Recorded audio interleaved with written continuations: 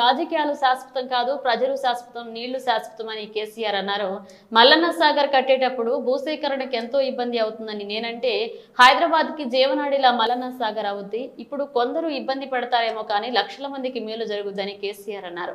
కాళేశ్వరం కూలిపోయిందని అబద్దాలు ఆడుతున్న రేవంత్ రెడ్డి ఇప్పుడు మల్లన్న సాగర్ నుండి 20 టీఎంసీల నీళ్లు హైదరాబాద్ కు నీళ్లు తీసుకురావడానికి టెండర్లను పిలుస్తున్నాడని హరీష్ రావు అన్నారు.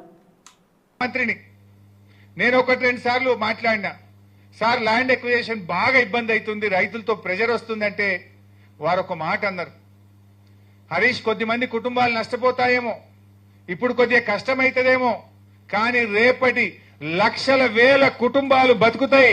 రేపటి తెలంగాణకు ఇది జీవధార అవుతుంది. మల్ల గట్టలేము.